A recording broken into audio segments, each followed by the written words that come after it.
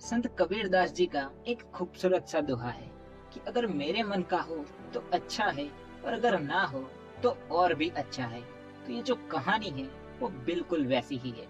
एक बार एक लड़का कंपनी में इंटरव्यू देने के लिए जाता है। तो वहां पर वो उस इंटरव्यू को पास कर लेता है। तो कंपनी वाले कहते हैं कि आपका सिलेक्शन हो चुका है, अब ये जॉब आपको मिलेगी, लेकिन आपको ये छोटा सा फॉर्म फिलअप करना पड़ेगा। उस फॉर्म में उस लड़के का मोबाइल नंबर और ईमेल आईडी चाहिए होता है। लेकिन दिक्कत ये थी कि उस लड़के के पास मोबाइल ही नहीं था और ईमेल आईडी भी नहीं थी। तो कंपनी वाले कहते हैं कि आपके पास मोबाइल भी नहीं है और ईमेल आईडी भी नहीं है, तो जिसकी वजह से हम आपको ये जॉब नहीं दे सकते। वो लड़का वहां से मायूस होकर निकल गया। अब करता तो क्या करता, उसके पास जो चाहिए था वो था ही नहीं। उसके पास मोबाइल ही नहीं था और ईमेल आईडी भी नहीं थी।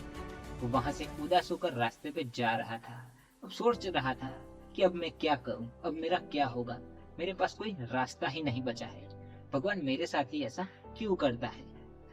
अब जैसे ही उसने अपनी जेब में हाथ डाला तो उसकी जेब में 100 रुपए पड़े हुए थे। तो वो सोचता है क्यों ना सुपरमार्केट जाकर कुछ उसका करता हो।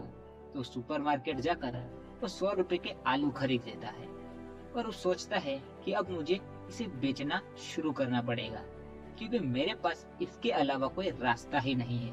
बस यही करना पड़ेगा।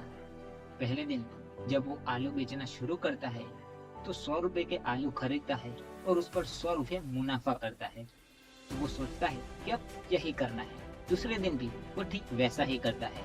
अब इस दिन उसने 200 रुपए का मुनाफा किया। इस तरह से धीरे धीरे वो 200-300 इस तरह से मुनाफा करने लगा। धीरे धीरे उसने एक बड़ी दुकान बना ली। वहां पर भी ये लड़का नहीं रुका। उसने 3-4 साल में अपना एक खुद का बहुत बड़ा सुपरमार्केट बना लिया। वहां पर उस सुपरमार्केट में 30 से 40 लोग काम करते थे। अब वो लड़का सोचता है कि मैं इतना बड़ा सुपरमार्केट तो बना दिया है और अच्छा खासा पैसा भी कमा रहा हूँ, तो क्यों ना हेल्थ इंश्योरेंस करवा लो। वो इंश्योरेंस वाले एजेंट को कॉल करता है और कहता है कि मुझे इंश्योरेंस करवाना है, आप जल्दी से मेरे घर आ जाइए। वो जो इंश्योरेंस वाला एजेंट था वो उनके घर जाता है और कहता है कि सबसे पहले आप ये छोटा सा फॉर्म फिलअप कर दीजिए और उसमें अपना एड्रेस और मोबाइल नंबर और ईमेल आईडी डाल देना। वो लड़का सोचता है कि अगर मेरे पास मोबाइल नंबर और ईमेल आईडी होता तो आज मैं यहाँ पर नहीं होता। दोस्तों, ये छोटी सी कहानी हमें यह सिखाती है कि कभी कभी लाइफ में हमें जो चाहिए होता है वो नहीं मिलता है।